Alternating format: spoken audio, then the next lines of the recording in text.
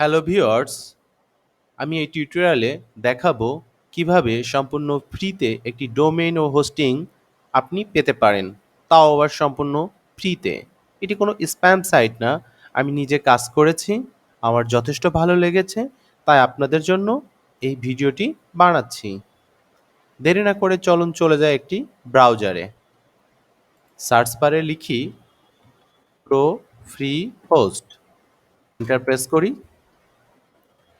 আমাদের প্রথম সার্চ রেজাল্টটি হচ্ছে profreehost.com। আমরা এই ওয়েবসাইটটি ভিজিট করি। ওয়েবসাইটটির ইন্টারফেস হচ্ছে এমন। রেজিস্ট্রেশন করার আগে আমরা দেখে নিই আমরা কি কি পাচ্ছি ফ্রিতে এই ডোমেইন ও হোস্টিংয়ে। Unlimited disk space, unlimited bandwidth, MySQL Databases, easy control panel, website builder, 100% free, no hidden cost, 99.9% uptime, no forced ads, $0 for lifetime। জি হ্যাঁ, $0। আমরা এরপর রেজিস্ট্রেশন নাও বাটনটিতে ক্লিক করি। দেখুন রেজিস্ট্রেশনের এখানে চাচ্ছে একটি ইমেল অ্যাড্রেস। একটি ইমেল অ্যাড্রেস দিয়ে দিই। এখানে একটি পাসওয়ার্ড চাচ্ছে, মিনিমাম 6 ক্যারেক্টার্স। আমি একটি সহজ পাসওয়ার্ড দিয়ে দিই, আপনারা অবশ্যই একটি স্ট্রং পাসওয়ার্ড দিবেন। 1 2 3 4 5 6। এরপরে এই চেক মার্ক বাটনে ক্লিক করি। আমি যে মেইলটি দিয়ে রেজিস্ট্রেশন করেছি এই মেইলে একটি কনফার্মেশন মেসেজ গিয়েছে। ওখানে একটি লিঙ্ক দেওয়া আছে, ওই লিঙ্কে ক্লিক করে আমাদের অ্যাকাউন্টটি আমরা ভেরিফিকেশন করে নিব। তার জন্য আমি চলে যাচ্ছি নতুন একটি ট্যাবে এবং আমি আমার মেইলে প্রবেশ করব। আপনাদের মেইলটি লগ ইন না করা থাকলে আপনারা লগ ইন করে নেবেন। আমার লগ ইন করা আছে, তাই আমি সরাসরি চলে যাচ্ছি। দেখুন আমার ইনবক্সে দেখাচ্ছে প্রো ফ্রি হোস্ট থেকে একটি মেইল এসেছে, account activation.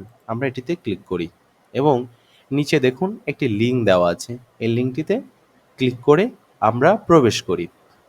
Your account has been active successfully, create new অ্যাকাউন্টে ক্লিক করি। দেখুন ক্রিয়েট নিউ ওয়েবসাইট। এখানে ওয়েবসাইটের আমরা একটি নাম দিই। আমি নাম দিচ্ছি ওয়েব। আপনারা যে কোনো নাম দিবেন আপনাদের ইচ্ছে মতো। এখান থেকে আমরা এক্সটেনশন সিলেক্ট করব। আমি এটিকে সিলেক্ট করছি, আপনারা চাইলে অন্যগুলোকে সিলেক্ট করতে পারবেন। এখানে চেক মার্ক করা আছে ফ্রি ডোমেইন, আমরা ফ্রি ডোমেইনে রাখবো এবং চেক মার্ক বাটনে ক্লিক করি। দেখুন আমি একটি ক্রিয়েট করেছি, আরও দুটি ক্রিয়েট করতে পারবো। এখন এটি প্রসেসিংয়ে আছে, প্রসেসিং হতে কিছু সময় নেবে। প্রসেসিংয়ের পরে আমরা ম্যানেজ বাটনে ক্লিক করে নেক্সট প্রসেসগুলোতে কাজ করব। প্রসেসিংটি কমপ্লিট হয়ে গেছে, এরপর আমরা ম্যানেজ বাটনে ক্লিক করি।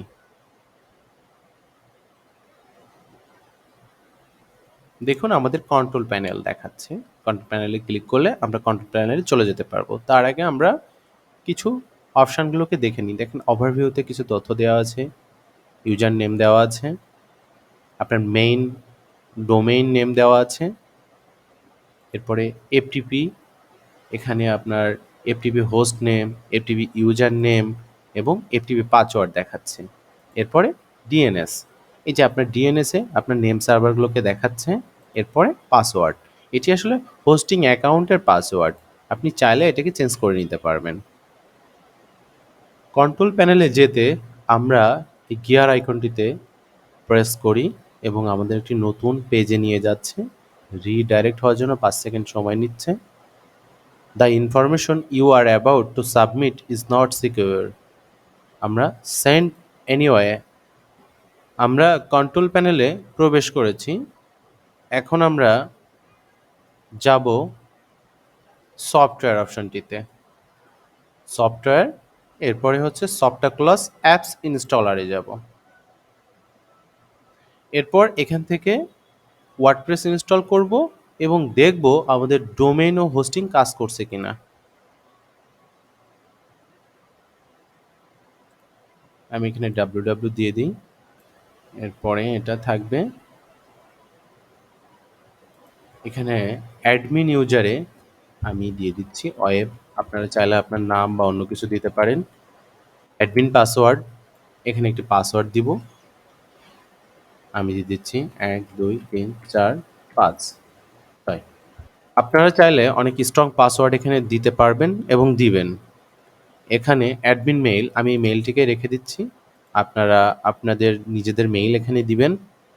এরপরে স্ক্রল ডাউন করে নিচে এসে ইনস্টল বাটনে ক্লিক করবেন। ওয়ার্ডপ্রেস ইনস্টল নিচ্ছে, কিছু সময় নিবে, আমরা অপেক্ষা করি। ইনস্টলটি কমপ্লিট হয়ে গেছে। এটি হচ্ছে আমাদের ইউআরএল নেম এবং এটি হচ্ছে আমাদের ডাব্লুপি অ্যাডমিনের ইউআরএল। তো আমরা প্রথমে আমাদের ইউআরএলটিতে ক্লিক করে নতুন ট্যাবে গিয়ে দেখে আসি আমাদের ওয়ার্ডপ্রেসটি ইনস্টল হয়েছে কিনা।